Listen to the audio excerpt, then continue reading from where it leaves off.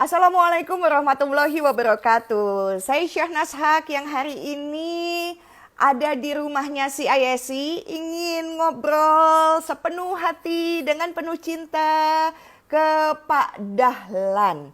Nah, Pak Dahlan Iskan ini atau yang dipanggil cintanya adalah Abah akan bercerita dan berbagi inspirasi kepada kita semua bagaimana perjuangan beliau bisa unggul dari kanker hati. Jadi ini sudah ada yang request live ya dengan Pak Dahlan Iskan 19. Mudah-mudahan signal semuanya bagus. Dan Pak Dahlan rasanya sudah siap nih berbagi inspirasi. Bapak, nggak boleh panggil Bapak, Abah. Abah. Sama aja. Ya. Abah, Assalamualaikum. Waalaikumsalam warahmatullahi wabarakatuh. Abah sehat, wajahnya Sehat, segar. alhamdulillah, sehat, alhamdulillah. Senang lihat wajahnya Abah. Abah, Sama-sama. sekali lagi selamat pagi ya kita ucapkan semua untuk sahabat si Ayesi. Ini wajah ganteng, wajah ahli surga, begitu ya. Ini amin. Kami lagi ada di acara talk show dalam rangka peringatan Bulan Peduli Kanker Hati. Nah, si Ayesi kembali mengadakan bincang di IG Live seputar kanker hati. Acara kali ini sangat istimewa nih, Bah. Nih, sambil aku ngobrol, sambil saya kasih judulnya nih ya, Bah ya, supaya bisa dipin gitu ya. Karena ini sebuah obrolan yang mungkin ada sahabat si Ayesi yang seperti Abah nih, Bah. Jadi jangan sampai patah semangat. Kalau misalnya Abah Dahlan Iskan bisa, yo semua orang insya Allah kalau ada semangat, ada dukungan, ada cinta, yo bisa gitu ya. Karena semangatmu mengalahkan kanker hati.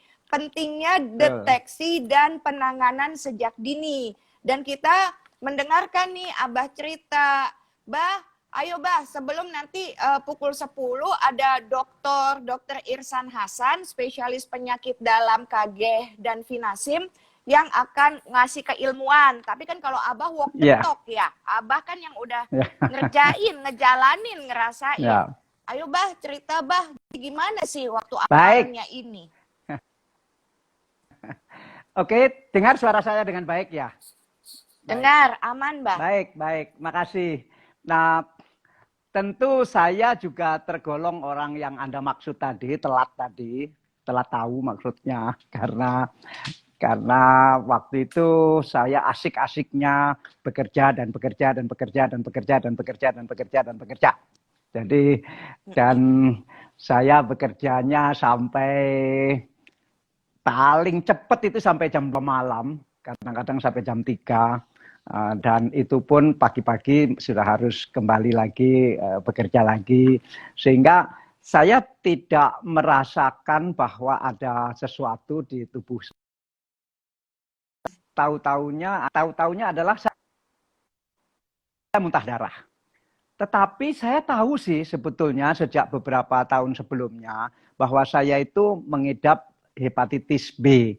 Nah, dari mana terus terang saya tidak tahu.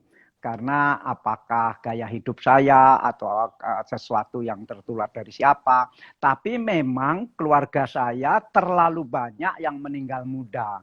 Ibu saya sendiri meninggal belum umur 40 tahun. Kemudian kakak saya meninggal juga belum berumur 40 tahun.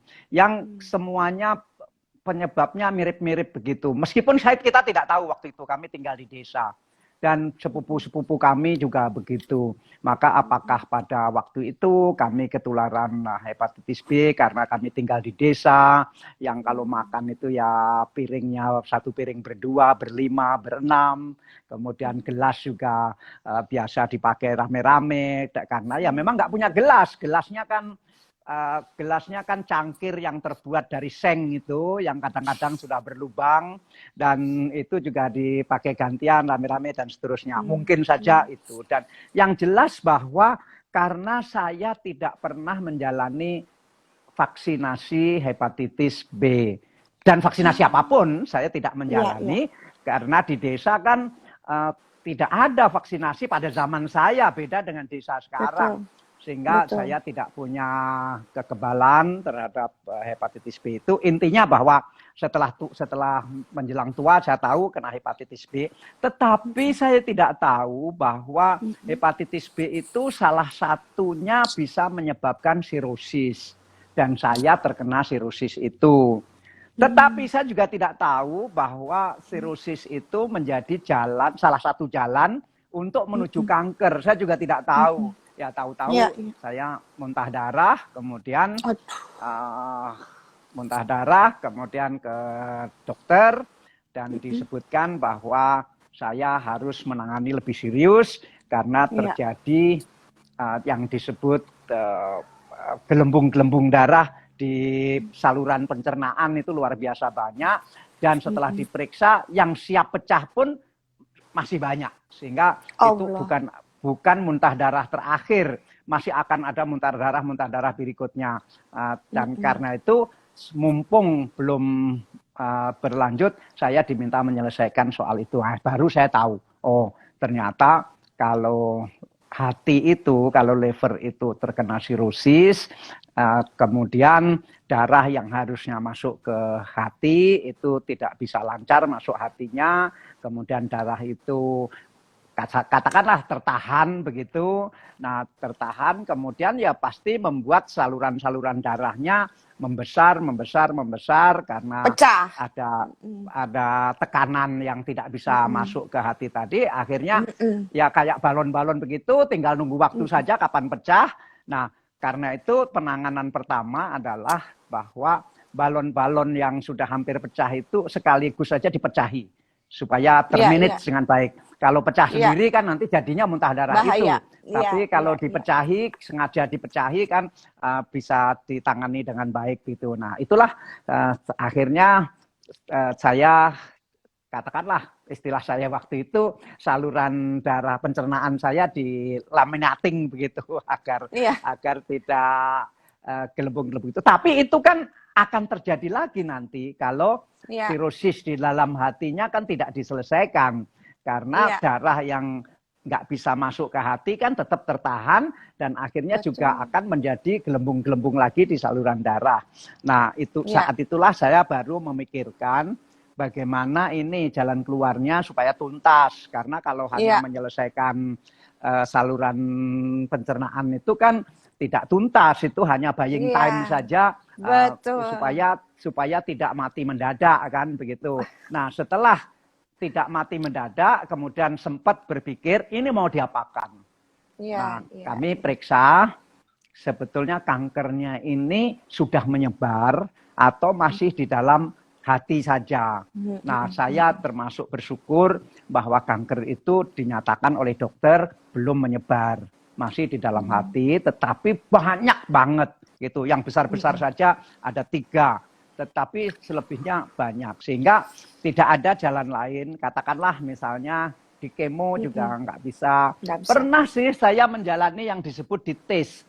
Jadi kanker yang sudah besar-besar itu dipotongi saluran darah masuk ke kanker itu supaya maksudnya kankernya nggak dapat makanan begitu. Nggak dapat makanan dan mati, misalnya begitu. Nah, tetapi ternyata memang itulah keajaiban saluran darah menurut para dokter, bahwa meskipun saluran darah itu sudah dipotongi semua, yang tidak ada lagi saluran darah menuju kanker itu, tetapi ternyata saluran darah itu bisa mencari jalan sendiri, membuat jalan sendiri, dan akhirnya timbullah saluran darah baru menuju kanker itu, akhirnya kankernya katakanlah terus hidup begitu. Kemudian sekali lagi dilakukan lagi. Karena siapa tahu ini berhasil. Dilakukan lagi, diputusi lagi saluran yang menuju kanker itu. Tetapi sebulan kemudian juga diketahui bahwa muncul saluran-saluran darah baru menuju kanker itu. Ya, akhirnya nggak ada jalan lain, ya saya melakukan transplantasi hati itu. Dan memang kuncinya adalah bagaimana membuat keputusan. Jadi semua yang terkena kanker apapun, termasuk kanker hati, umumnya kan tidak bisa langsung membuat keputusan. Umumnya kan galau dulu, gelisah dulu, stres denial dulu. Ya, tahap satunya denial dulu. Kenapa sih aku? Kenapa sih aku kan kurang apa? Kok aku yang kena? Kenapa Tuhan ini nggak adil? Segala macam begitu. Nah, tapi saya tidak melalui proses itu. Mungkin ada, cuma saya tidak sadar, berarti tidak berat. Begitu. Sehingga saya mungkin karena ajaran di Jawa atau ajaran di desa, orang hidup itu harus nerimo, harus nerimo empandum, harus menerima takdir, harus menerima ada apa adanya, sehingga itu membantu untuk memudahkan melawan denial tadi. Sehingga ya sudahlah, kalau memang nasib saya begini ya sudah, saya harus terima, tetapi kan harus berusaha gitu. Baik. Jadi Baik, Abah. Kebanyakan ngomong? Enggak. Jadi diselesaikan, nanti aku ada pertanyaan buat Abah, tapi diselesaikan dulu Abah. Abah tadi apa? Jadi salah satu resep untuk melawan denial itu, jadi gini lah, semua penderita kanker pada awalnya adalah tidak bisa terima, dan sikap tidak bisa menerima ini manusiawi, tetapi bahaya. Karena sikap tidak menerima ini akan menimbulkan stres, dan stres itu hanya akan memperparah, tidak mempermudah begitu. Sehingga lebih baik setelah kenapa ya saya kena kanker? Oh ya sudahlah, ini nasib hidup saya, takdir saya mungkin begini. Nah, setelah itu pikiran tenang, bisa membuat keputusan. Ayo sekarang mau diapakan? Nah, itu waktu itu saya harus diapakan, ya sudah. Ada nggak jalan lain? Nggak ada. Dibeginikan? Nggak bisa. Di kemo? Ya bisa di kemo, tetapi karena kankernya ini sudah banyak sekali di dalam hati itu, nanti kemo bisa. Belum tentu juga. Nah, dan kualitas hidup itu akan jelek sekali. Keluar masuk rumah sakit, tidak bisa menikmati hidup, nggak ada artinya lagi untuk apa hidup, dan seterusnya. Pilihan lain lagi apa? Ya pilihan lain lagi ditunggu saja, gitu. Sehingga setelah pilihan, akhirnya diambillah pilihan yang risikonya paling kecil, yaitu transplant. Karena kalau transplant mungkin juga gagal, kalau gagal kan mati. Kalau tidak transplant kan mati juga. Tapi kalau transplant mungkin mati, mungkin tidak. Jadi dari pasti mati menuju mungkin mati. Berarti ya kita pilih yang mungkin itu. Saya kira begitu. Terima kasih. Baik. Nah, Abah, ini menyambung ya kalimatnya Abah. Jadi kecerdikan dan kecepatan kita beradaptasi dengan level emosi kita, satu, memegang kunci kesuksesan kita dalam pengobatan. Yang kedua adalah jangan sampai kita ada di lingkungan yang beracun, dalam tanda kutip, toksik gitu ya. Sehingga kadang-kadang kecerdikan kita itu atau kecepatan kita mengambil keputusan akhirnya kalah dengan kecepatan perkembangan kanker hati itu sendiri. Karena dalam laporan Global Cancer Incidence, Mortality, dan Prevalence nih atau Globokan, di tahun 2018 dipaparkan bahwa di Indonesia nih sahabat-sahabat kita, kanker hati secara keseluruhan memiliki angka insidensi sebesar 18.468 kasus. Yo besar kan ya, gitu loh. Besar sekali. Iya, kemudian tingkat mortalitas itu 48,2%, 23,4% meninggal dalam rentang waktu 6 bulan. Cocok ya sama yang Abah bilang, yo cepat, masih cepat gitu loh. Setelah terdiagnosis kanker, yo cepet. Kalau mau sedih, yo sedihnya cepet. Level emosinya tuh yo cepet nerima, begitu ya. Sehingga badannya juga... memangnya sedih terus menyelesaikan persoalan. Ya. Iya, betul, ember ya. Kalau anak muda bilangnya gitu, ember gitu, Nah, di Indonesia nih, 80% kasus kanker hati disebabkan oleh infeksi hepatitis. Cocok nih sama cerita Abah. Dengan 63% akibat infeksi hepatitis B. 17% akibat infeksi hepatitis C. Cocok bener sama ceritanya Abah. Proses perjalanan penyakit hepatitis menjadi kanker hati bervariasi pada tiap individu dari 5 sampai 20 tahun. Yo cocok bah sama kejadian di keluarga Abah nih. Oleh sebab itu perlu adanya pemeriksaan yang berkesinambungan setiap 6 bulan sekali pada individu yang terinfeksi hepatitis untuk mengetahui perkembangan kondisi infeksi tersebut. Ini kan kalau misal, kan saya kan menggemari Abah ya, gitu loh. Makasih. Iya, Abah tuh idola, walaupun udah ubanan juga idola, begitu ya. Nah, Tahun depan kalau 70 tahun. Oh, panjang umur Abah. Nah, lumayan. jadi kanker hati memang mematikan, namun bukan berarti tidak bisa ditangani. Kata siapa Syahnas? Kata Abah. Orang Abah udah ngalamin gitu ya. Semakin dini kanker hati terdeteksi, semakin cepat pemberian terapi pengobatan, harapan untuk sembuh pun semakin besar gitu ya, Bah. Nah, Abah sebagai penyintas kanker hati, sahabat-sahabat CISC semua yang lagi nonton, beliau adalah salah satu figur yang super sibuk. Kita tahu kan, Abah tuh pernah jadi direktur utama PLN sampai tahun 2012 ya, Bah. Jadi Menteri Negara BUMN sampai 2014. Pendiri harian Diswe dan ratusan jaringan media di Indonesia. Dan yang paling seru nih, Bah, bukunya. Aku kalau misalnya minta tanda tangan Abah di buku Ganti Hati, boleh nggak? Boleh, ayo, mana? Saya tanda tangan di sini. Benar, asik. Janji ya, Bah. Ya. Ya. Nah, jadi buku Ganti Hati ini berisi tentang pengalaman Abah dalam melakukan operasi transplantasi hati. Dan judulnya tuh eye-catching banget loh, Ganti Hati. Kan orang jadi mikir, apa nih, apakah Abah mau poligami? Oh ternyata tidak, bukan itu ya. Betul-betul dalam arti kata sesungguhnya. Ya, sesungguhnya. Jadi meskipun Abah sibuk, Abah tuh kan kedengeran ya dari suaranya, terlihat dari penampilannya waktu ngobrol dengan kita. Abah tuh pribadi yang tetap sederhana, rendah hati. Terbukti nih, Abah menyempatkan diri bersama kita berbagi inspirasi berjuang melawan kanker hati. Nah, harus. Abah Dahlan Iskan, aku tuh mikirnya begini loh, Bah. Iya ya, Bah ya. Jadi seseorang itu, aku kan juga penyintas ya, Bah. Tapi beda nih, kalau saya kan ovarium, dapat dari ibu saya, dapat dari nenek saya, Bah. Semuanya tuh meninggalnya karena ovarium, gitu ya. Terus saya berpikir, iya ya. Abah pernah baca buku Ibnu Sina nggak, Bah? Kan begini. Ya, tentu. 50% ketenangan adalah obat. 50% kegelisahan adalah penyakit. Ya, Bah ya? Betul. Nah, betul. Jadi soal ketenangan hati, mentang-mentang ngomongin kanker hati kan jadi begitu. Ketenangan hatinya kita itu ya obat. Nah, Abah udah membuktikan itu.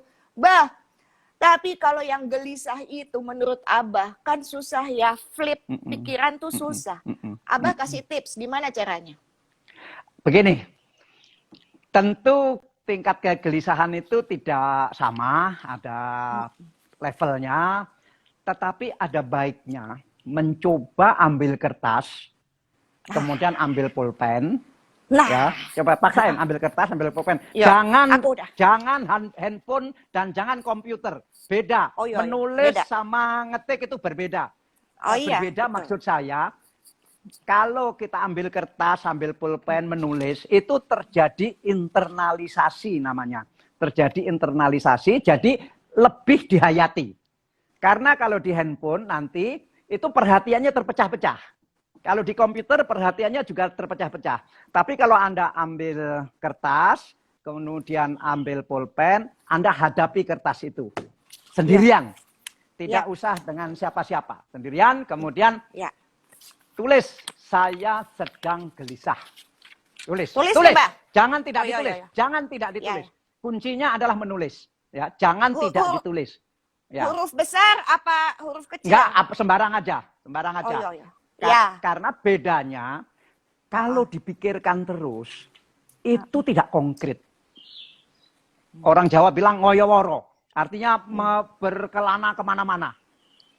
Memberikan asumsi-asumsi yang aneh-aneh gitu. Tapi kalau ditulis itu fakta. Jadi tulis, saya sedang gelisah begitu. Ya. Terus tulis nomor 1, angka 1. Apa yang Apa? menyebabkan saya gelisah ya?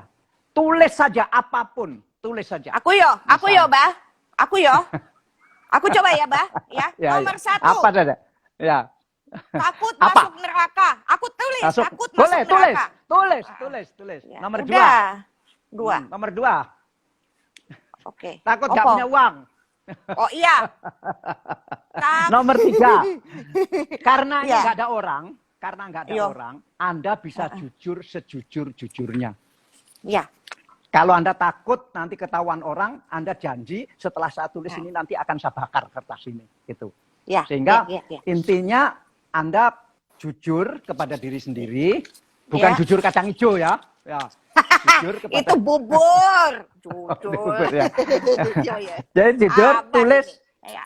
1, 2, 3 sampai sebanyak-banyaknya. Sampai sebanyak-banyaknya. Katakanlah ketemu misalnya 12. Atau ketemu ternyata penyebabnya gelisah ini 15. Tulis saja. Setelah Anda tulis semua, jangan dicoret. Jangan ada yang dicoret. Biarpun Anda, enggak, tadi enggak jadi. Jangan dicoret. Jangan ada yang dicoret. Udah. Kemudian Anda baca. Nomor 1 sampai katakanlah nomor berapa tadi, 12 atau 15, terserah Anda. Anda baca. Anda pikirkan satu persatu. Oh, ternyata yang nomor 6 ini enggak kok. Begitu. Enggak. Tapi jangan dihapus. Dihapus. Biar aja. Tapi Anda tahu enggak kok. Ternyata nomor 1 ini ringan kok. Bukan berat. Ya biarin ya. Jangan dihapus. Ternyata yang berat ini kelihatannya nomor 11 ini. Misalnya begitu. Iya. Anda kasih garis di kertas tadi. Anda tulis di sebelahnya. Tulis di sebelahnya. Yang nomor 1 adalah yang nomor 11 itu apa bunyinya. Gitu. Iya. Ya. Terus Udah. Anda lihat lagi yang 12 atau 15 tadi. Yang nomor 2 paling berat yang mana ya? Nomor 1 enggak, nomor 2 enggak. Katakanlah nomor 6. Oh, nomor 6. Tulis nomor 2 yang di sebelah tadi. Nomor 2-nya adalah nomor 6. Terus Anda sampai 12 tadi atau 15 tadi sesuai dengan urutan mana yang terbesar dan mana yang terkecil. Mana yang terberat, mana yang teringan. Begitu. Tapi jangan ada yang dihapus. Setelah itu Anda pikirkan lagi. Kaget loh aku, Abah. Dibilang nggak boleh dihapus, aku kaget. Iya, ternyata emang bandingkan. Kalau belum betul urutan itu, Anda bikin satu lagi. Urutan yang betul. Tapi kalau sudah betul, ya sudah. Oh, ternyata ini. Tapi jangan ada yang dihapus. Nah, setelah itu, terserah Anda. Mau kertas itu Anda bakar atau Anda simpen, itu terserah. Yang jelas Anda sudah latihan mengkonkretkan pikiran-pikiran yang selama ini mengambang. Pikiran mengambang itu 2 persoalan, itu bisa jadi 100 persoalan, kelihatannya. Padahal setelah ditulis ternyata cuma 2. Setelah ditulis ternyata cuma 10. Tapi rasanya kok kalut kayak ribuan persoalan jadi 1 begitu. Karena nggak ditulis. Nah, ini namanya disebut inventarisasi persoalan. Nah, orang yang biasa menginventarisasi, dia akan mempunyai pikiran yang terstruktur. Orang yang mempunyai pikiran yang terstruktur, itu mudah mencari jalan keluar. Begitu. Karena struktur berpikirnya baik. Nah, nanti setelah ketemu persoalannya ada berapa, kemudian ketemu yang terpenting ini, yang kurang penting ini, yang agak penting ini, maka terserah Anda. Mau kertas itu Anda bakar, atau Anda simpan, atau Anda carikan jalan keluar. Nah, tapi tidak di forum ini. Ya. Oke, baik. makasih. Paham, Ya. paham Abah. Abah, Ya. aku semakin jatuh hati dengan Abah. Wah, Enggak lah, makasih. pantas saja Allah memberikan Abah kesempatan hidup yang lebih panjang. Karena memang di usia Abah menjelang 70. Alhamdulillah. Itu waktunya Abah untuk sharing dan berbagi pengalaman sesuai Bah gitu loh. Umur 20 Abah belajar mengenai kehidupan, melewati keluarga Abah yang sudah meninggal lebih dahulu, mungkin ya yang lainnya. Abah investasi keilmuan Abah untuk ngurusin negara. Dan ini memang waktunya Abah untuk berbagi semua pengalaman, perasaan, pikiran, hatinya Abah buat semua. Nah, Bah, satu ya, boleh izinkan saya ya, Bah. Karena ternyata salah satu bagaimana Abah untuk berbagi dan menjaga perdamaian yang ada di Indonesia, Abah tuh juga wajib di-follow Instagramnya untuk semua sahabat CISC ini dengan @dahlan_iskan19 karena banyak sekali tips keilmuan yang Abah share di situ. Atau follow Instagram Harian This Way di Makasih. @harian.thisway. This way nulisnya gimana, Nas? Nulisnya begini, nggak usah di Inggris-Inggrisin, di Indonesiain ya. Hariannya Indonesia, titik, lalu tulisannya DISWAY. This way, gitu ya. 100. Dan saya juga ingin mengajak semua sahabat CISC dan sahabatnya Abah untuk ngecek website Harian This Way di http://harian.thisway.id ya, untuk informasi berlangganan media cetak Harian This Way. Karena memang iya, pada saat seseorang mendapat kesempatan hidup yang kedua, kecenderungannya itu adalah berbagi apa saja. Boleh nggak saya usul satu lagi? Mau, boleh. Boleh dong. Coba kalau dan sahabat-sahabat yang pengen berbuat sesuatu, bisa nggak kita temukan satu komunitas atau satu desa atau satu wilayah yang mereka itu menolak dilakukan imunisasi hepatitis B? Masih ada nggak? Kalau masih ada, ayo kita selesaikan rame-rame bagaimana caranya kita rundingkan. Tetapi kita temukan dulu wilayah-wilayah yang sulit dilakukan imunisasi hepatitis B. Karena saya yang tidak pernah imunisasi ternyata mengalami seperti itu. Dan saya kira banyak orang juga mengalami persoalan seperti itu. Ayo kita atasi sumbernya. Artinya akarnya, yaitu tidak adanya imunisasi di suatu tempat. Mudah-mudahan kalau di desa saya sudah nggak ada. Makasih. Masya Allah Abah, saya makin jatuh hati sama Abah, luar biasa Abah. Aduh, punya bapak kayak begini, bagaimana caranya ya? Abah masih ada putra yang bisa dinikahin nggak? Kita besanan aja apa ya? Tapi Anda hebat ya, Anda bisa menyelesaikan persoalan kanker Anda ya, hebat ya. Iya, kalau Abah bisa, yo aku kan ngekor di belakangnya hebat. Abah. Berapa tahun yang lalu? 22 tahun yang lalu, Abah. Aku sudah ulang tahun yang ke-22, jadi penyintas. Saya 14 tahun. Ya. Abah, pokoknya Abah selalu sehat karena kunci utama keberhasilan penanganan kanker, khususnya kanker hati, adalah ditemukannya kanker dalam stadium dini dan kecepatan untuk memutuskan seperti yang Abah Dahlan Iskan tadi sampaikan. Sehingga penting untuk mengenali gejala dan faktor risikonya. Pasien dengan riwayat hepatitis B dan C memiliki risiko kanker hati lebih tinggi nih para sahabat. Sehingga pemantauan atau monitoring penyakit harus dilakukan secara rutin. Nah, Abah, terakhir yuk encouragement dari Abah untuk semua sahabat, yuk silakan Abah. Saya kira Anda lebih pinter dari saya. Nggak mau, Abah. Pertama, Abah lahir lebih dulu dari aku. Pertama, orangnya lebih cantik, berarti lebih diperhatikan. Kedua, ngomongnya intonasinya sangat bagus, jadi sangat jelas. Ketiga juga mengalami lebih lama. Ya, pokoknya hidup mesti Abah. Pokoknya yang hidup ini terlalu indah untuk dilewatkan hanya karena kanker. Sip. Ya.